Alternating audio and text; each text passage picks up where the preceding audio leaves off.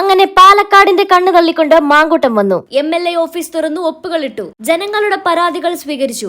അങ്ങനെ മൊത്തത്തിൽ back to normal എന്ന അവസ്ഥയിൽ നിൽക്കുമ്പോൾ പാലക്കാടിനിതാ ഇരട്ടി മധുരം എന്ന നിലയ്ക്ക് മറ്റൊരു സന്തോഷ വാർത്ത കൂടി വന്നിരിക്കുകയാണ്. പാലക്കാട് സ്മാർട്ട് സിറ്റിക്ക് ടെൻഡറായി എന്ന സന്തോഷ വാർത്തയാണ് വരുന്നത്. കൊച്ചി ബംഗളൂരു വ്യവസായിക ഇടനാഴിയുടെ ആദ്യ നോഡായ പാലക്കാട് സ്മാർട്ട് സിറ്റിയുടെ അടിസ്ഥാന സൗകര്യ വികസനത്തിനുള്ള ടെൻഡറായി. ദിലീപ് ബിൽഡ്കോൺ ലിമിറ്റഡും PSP പ്രോജക്ട്സ് ലിമിറ്റഡും ചേർന്നുള്ള സംരംഭത്തിനാണ് നിർമ്മാണ കരാർ. കഴിഞ്ഞ വർഷം രാജ്യത്ത് അനുവദിച്ച 12 വ്യവസായിക ഇടനാഴി സ്മാർട്ട് സിറ്റി പദ്ധതികളിൽ അടിസ്ഥാന സൗകര്യ വികസനത്തിനുള്ള നടപടിക്രമം പൂർത്തിയാക്കുന്ന ആദ്യ സംസ്ഥാനമായി കേരളം മാറി. GST ഉൾപ്പെടെ 1316.13 കോടി രൂപയ്ക്കാണ് കരാർ ഒപ്പിട്ടത്. നിർമ്മാണം ഉടൻ ആരംഭിക്കും. 3600 കോടിയോളം രൂപ ചെലവ് കണക്കാക്കിയ പദ്ധതിയാണ് പാലക്കാട് വ്യവസായിക സ്മാർട്ട് സിറ്റി. ഭൂമി ഏറ്റെടുക്കുന്നതിന് 2 വർഷം മുൻപ് തന്നെ കിഫ്ബി സംസ്ഥാന സർക്കാർ 1489 കോടി രൂപ ചെലവിട്ടിരുന്നു. 1450 ഏക്കർ ഭൂമിയാണ് ഏറ്റെടുത്തത്.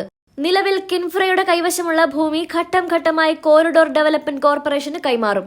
ആദ്യഘട്ടമായി കഴിഞ്ഞ ഡിസംബറിൽ 110 ഏക്കർ ഭൂമിയും മാർച്ചിൽ 220 ഏക്കർ ഭൂമിയും കൈമാറിയപ്പോൾ 2 ഘട്ടമായി കേന്ദ്രം 313.5 കോടി രൂപ നൽകിയിരുന്നു. ചെന്നൈ ബാംഗ്ലൂരു വ്യവസായിക ഇടനാഴി കൊച്ചിയിലേക്ക് നീട്ടി കൊച്ചി ബാംഗ്ലൂരു വ്യവസായിക ഇടനാഴി നിർമ്മിക്കാൻ 2019 ആഗസ്റ്റിലാണ് തീരുമാനിച്ചത്. ഇന്നലെയാണ് പാലക്കാടിനെ ഇളക്കി മറിച്ചുകൊണ്ട് രാഹുൽ മാങ്കൂട്ടം എത്തിയത്. പൊതുപരിപാടികളിലും പാർട്ടി പരിപാടികളിലും സജീവമാകാതെ ആദ്യ ദിനം കടന്നുപോയെങ്കിലും തുടർ ദിവസങ്ങളിലെ രാഹുലിന്റെ നീക്കം എന്താണെന്ന് പാർട്ടി നേതൃത്വവും CPM-ഉം BJP-യും ഉറ്റുനോക്കുന്നുണ്ട്.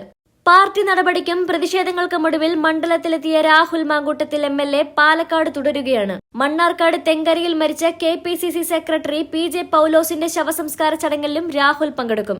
KPCC പ്രസിഡന്റ് സണ്ണി ജോസഫും ഇവിടെ എത്തുന്നുണ്ട്. രാഹുൽ ഇന്നും MLA ഓഫീസിലെത്തും. മണ്ഡലത്തിന്റെ വികസന പദ്ധതികളുമായി ബന്ധപ്പെട്ട പ്രവർത്തനങ്ങൾ നടത്തും. ചില വ്യക്തിഗത സന്ദർശനങ്ങളാണ് രാഹുൽ ഇന്ന് തീരുമാനിച്ചിരിക്കുന്നത്.